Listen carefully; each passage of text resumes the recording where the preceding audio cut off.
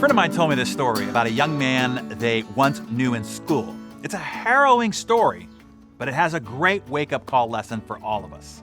My friend first met this boy back in high school. He was a lean, skinny, average-looking guy with a bushy hair and thick glasses, not necessarily somebody that you'd maybe want to hang out with in school.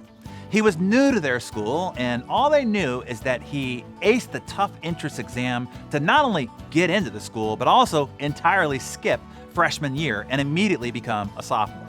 And this only perpetuated his reputation as a nerd. And this is before the Bill Gates and Elon Musks and Mark Zuckerbergs of the world made being a nerd a good thing.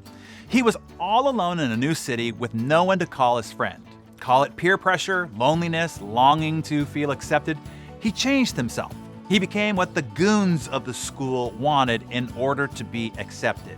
This once lean boy with a brilliant mind got tattoos. He grew his hair out long.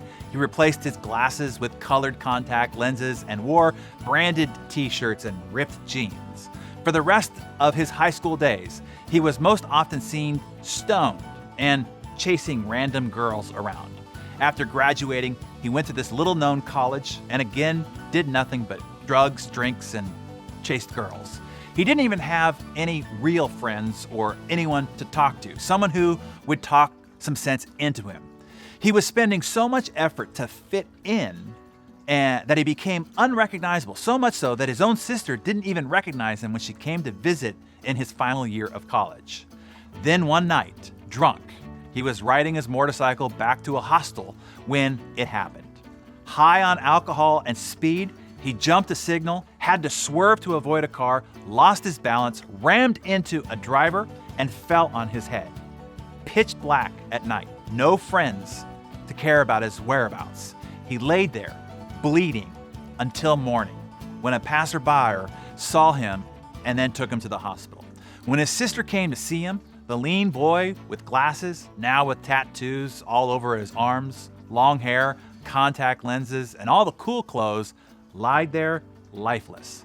He suffered permanent brain damage, leaving him immobile for life, not to mention the numerous other fractures and deformities. No friends came to visit. No girl sent flowers. There he was, all alone, once again, in a new kind of place. Expelled from college and ousted by his friends, he couldn't be the cool college guy again, nor could he go back to being the lean, average-looking nerd that they once knew in school. So he killed himself in the hospital a month after the accident. This story is an example of how desperate we all are to fit in, to be seen, to be accepted, and the lengths that we will go to be so. While the length this young man went to seem extreme to you now, and his outcome tragic, we all do this. All of us. It is part of the human condition as a tribe species. We are so desperate to be seen, to fit in, to be accepted, and to impress. Most every purchase we make is made with this compulsion. Why else would you buy jeans with the knees tore out? Wear shoes that kill your feet? Glue eyelashes onto your lids? Or pay 1,000 times more money for a bag because of a $5 logo that is sewn on the outside?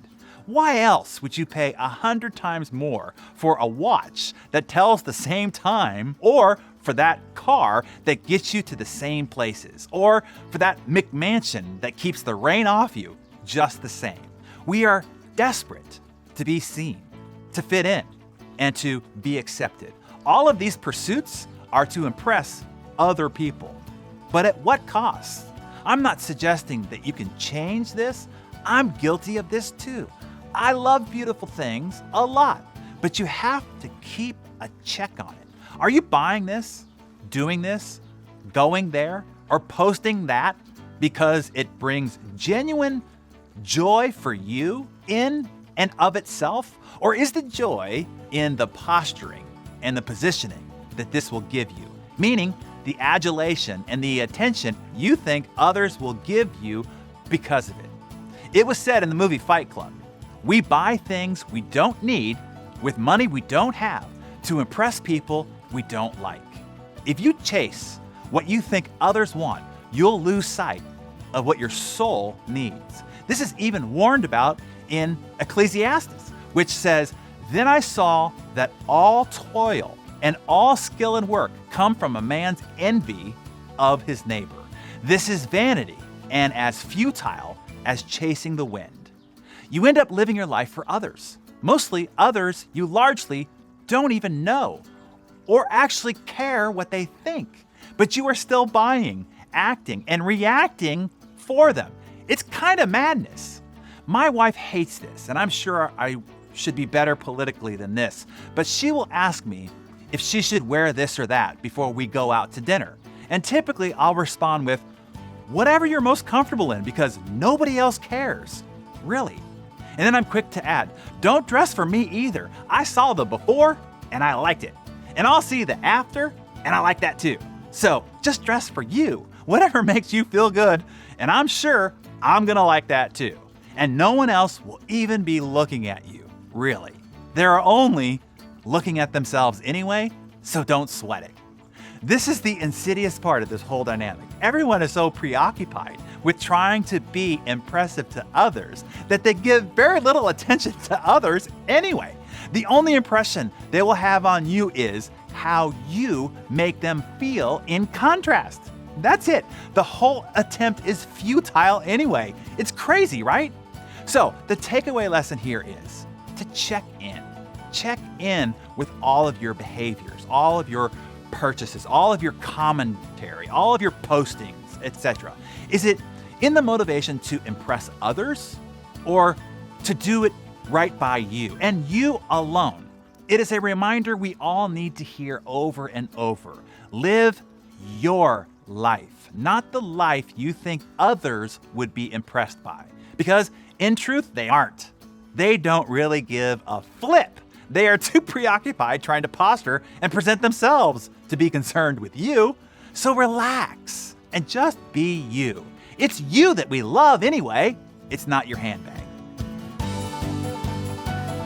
Hey, can you believe the week is almost over? Me neither. I can hear what you're thinking. You are bummed that come Saturday, you have to wake up and there won't be any Darren Daily for you to watch or listen to. But wait, there is. That is exactly why I started the Darren Daily On Demand podcast. Just because it's the weekend doesn't mean you don't need to be filling your mind with positive reinforcement and actionable ideas for progress. Just go to the Apple, Spotify, Stitcher, or the podcast app of your choice. Search for Darren Daily On Demand and subscribe so that you get all the new episodes each week. You can listen to them now or save them for the weekend when you need a little Darren Daily fix. I listen when I go for my hour run or walk or when I work out. What about you? Click the link below, subscribe today.